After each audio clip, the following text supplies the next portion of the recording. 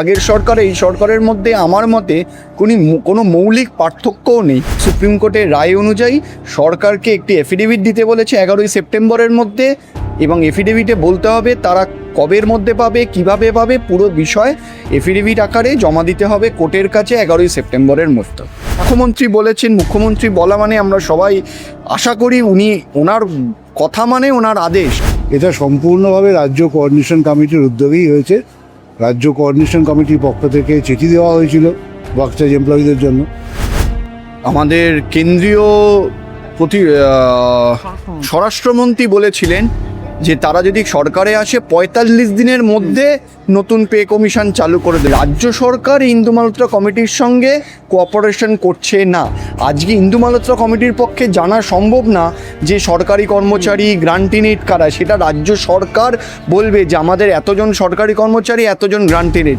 Pay commission সঠিকভাবে হতে পারে না, তাই তাদের অ্যাবসেন্সে কোনো দিনও এই পে কমিশন হবেও না, করা সম্ভবও না, এবং ডিসেম্বরের মধ্যে আমার মনে হয় না করা সম্ভব। এবং সেটা আজকে জজ সাহেব মোটামুটি পরিষ্কার করে দিয়েছেন এবং সুপ্রিম কোর্টের রায় সেটা পরিষ্কার। এবার বিষয় হলো এই সরকার কত দ্রুত দেবে। তারা দেয়নি বলেই আজকে তারা কোর্টে যেতে বাধ্য হয়েছে এবং আমরা কোর্টে মামলা করেছি। মামলাতে তো সরকার নিশ্চয়ই মামলা কোর্টের রায়কে মানবে, কোর্টের যা নির্দেশ তাতে এটা পরিষ্কার যে আমাদের গ্র্যান্টিনেটের যারা কর্মচারী আছেন, শিক্ষক শিক্ষাকর্মী, তাদের এটা প্রাপ্য। কিন্তু এই নতুন সরকারই আসার আগে বলেছিল যে তারা আসার 1 মাসের মধ্যে নাকি সমস্ত ডিএ মিটিয়ে দেবে, কিন্তু 1 পয়সা ডিএও কেউ পায়নি। দেখুন, সুকৌশলভাবে কিনা জানি না, সুপরিকল্পিতভাবে এই সরকারও চাইছে যাতে ডিএ না দিতে হয়। স্যার, এই সপ্তম পে কমিশন নিয়ে একাধিকবার আমরা বর্তমান মুখ্যমন্ত্রীর মুখেও বিভিন্ন আশ্বাসের বার্তা শুনেছি, কিন্তু তিনি যেটা বলছেন যে জানুয়ারি থেকে সপ্তম পে কমিশন লাগু হয়ে যাবে এই রাজ্যে, ডিসেম্বর পর্যন্ত তিনি ডেডলাইন বেঁধে দিয়েছেন। এতটা সহজে কি, এতটা জলদি কি করা সম্ভব?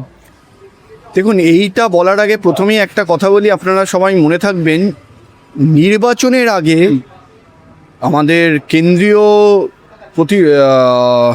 স্বরাষ্ট্রমন্ত্রী বলেছিলেন যে তারা যদি সরকারে আসে 45 দিনের মধ্যে নতুন পে কমিশন চালু করে দেবে। সে 45 দিন পেরিয়ে গেছে, আবার সময় দেওয়া হয়েছে ডিসেম্বর, কিন্তু আমার ধারণা এটা ডিসেম্বরও সম্ভব না। কারণ পে কমিশনে যে সিদ্ধান্ত হবে, সে সিদ্ধান্তে আসতে গেলে যা ব্যবস্থা নিতে হবে, সর্বপ্রথম যেটা করতে হবে, যারা এর বেনিফিশিয়ারি হবে কর্মচারীরা, তাদের প্রতিনিধিত্ব করাতে হবে। সেই প্রতিনিধিত্ব কোথায়? তাদের প্রতিনিধিত্ব ছাড়া কোনোদিনই কোনো পে কমিশন সঠিকভাবে হতে পারে না। তাই তাদের অ্যাবসেন্সে কোনো দিনও এই পে কমিশন হবেও না, করা সম্ভবও না, এবং ডিসেম্বরের মধ্যে আমার মনে হয় না করা সম্ভব। কিন্তু মুখ্যমন্ত্রী বলেছেন, মুখ্যমন্ত্রী বলা মানে আমরা সবাই আশা করি ওনার কথা মানে ওনার আদেশ। সেই আদেশ অনুযায়ী আমরাও যারা মানে সকল স্তরের যারা কর্মচারী, তারাও আশা করবেন যে ডিসেম্বরের মধ্যে পাবে, বা ডিসেম্বরের মধ্যে না পেলে তখন মুখ্যমন্ত্রী বুঝবে তার আদেশ অমান্য করলে তার আন্ডারে যারা আধিকারিক আছে তাদের বিরুদ্ধে মুখ্যমন্ত্রী কী ব্যবস্থা নেবে। এবং এই বিষয়ে অবশ্যই ইন্দু মালহোত্রা কমিটির একটা গুরুত্বপূর্ণ ভূমিকা রয়েছে। অনেকে এই ইন্দু মালহোত্রা কমিটিকে ভোগাস কমিটি বলে কটাক্ষ করছেন, আপনি কি সমর্থন করেন?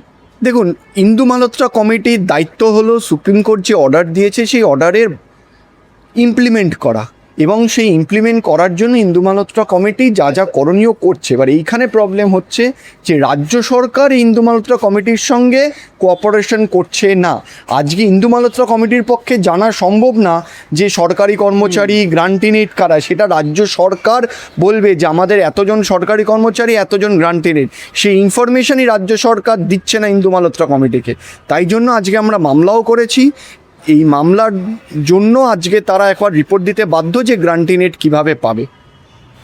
স্যার, ডিএ মামলায় গ্রান্টিনেট এই বিষয়টা বারবার উঠে আসছে, এবং এই গ্রান্টিনেটের কর্মচারীরা বারবার বলা চলে বঞ্চনার শিকার হচ্ছেন। আজকে মূলত মামলায় কি উঠে এলো? দেখুন, গ্রান্টিনেট যারা কর্মচারী, বিভিন্ন কর্মচারী যে ইনস্টিটিউশনসগুলো আছে, সবাই কিন্তু এই সরকারি কর্মচারীদের মতনই ডিএ পেতে যোগ্য। কিন্তু সরকার, আগের সরকারও যে বঞ্চনা করেছে, এই নতুন সরকারও সেই বঞ্চনাই করছেন। এবং সুপ্রিম কোর্টের রায়ের পর অদ্ভুতভাবে রায়কে অবজ্ঞা করে গ্রান্টিনেটদের কিন্তু 1 পয়সা দিয়েও বকেয়া দিয়ে মেটানো হয়নি।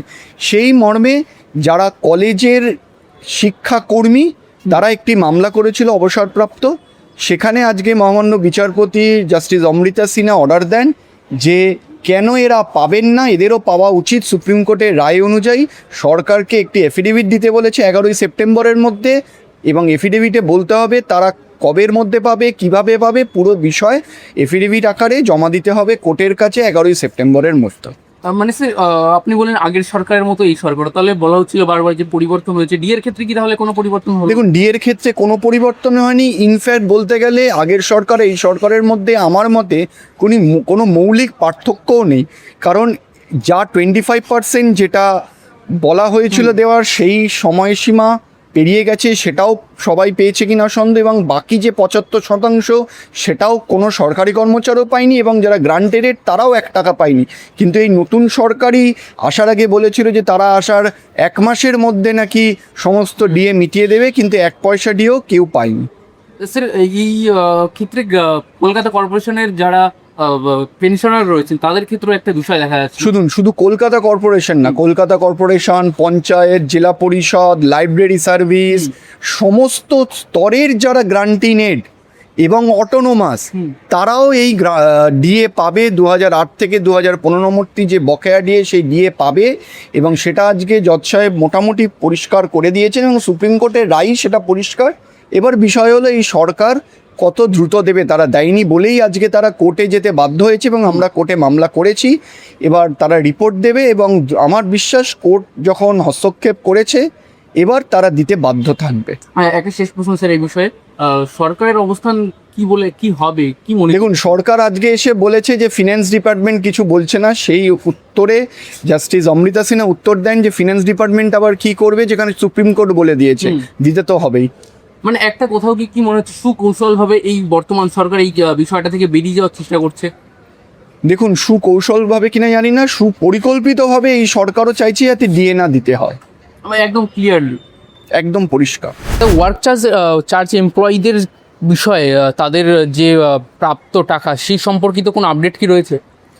হ্যাঁ, আপডেট মানে বিভিন্ন দপ্তরে যেখানে যেখানে ওয়ার্ক চার্জ কর্মচারী আছেন সেখানে সরকারের থেকে মেল যাচ্ছে যে তাদের 2017 থেকে 2019 পর্যন্ত পে বিল করতে বলা হয়েছে, এরিয়ারে বিল।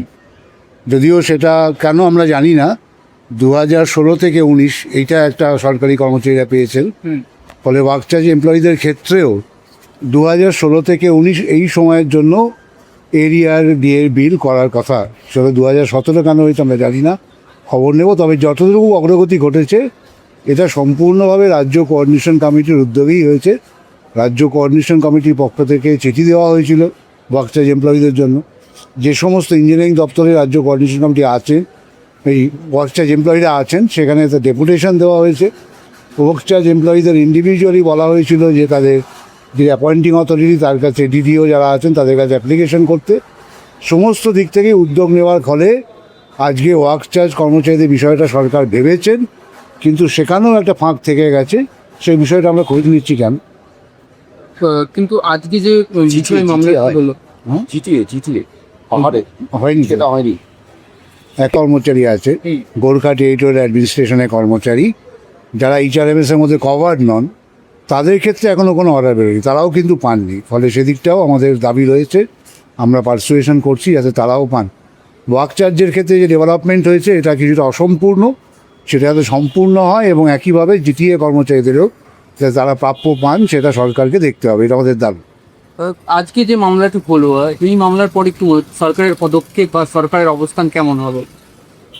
মামলাতে তো সরকার নিশ্চয়ই মামলা কোর্টের রায়কে মানবে, কোর্টের যা নির্দেশ, যাতে এটা পরিষ্কার যে আমাদের গ্র্যান্টিনেডের যারা কর্মচারী আছেন, শিক্ষক শিক্ষাকর্মী, তাদের এটা প্রাপ্য, তারা পাবেন কি না এই প্রশ্নটা আর নেই, কোর্ট পরিষ্কার করে দিয়েছে।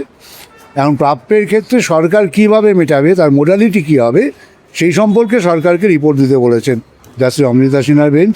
আমরা আশা করি সরকার রিপোর্ট দেবে, তার উপর বিচারপতি রায় করে দেবেন।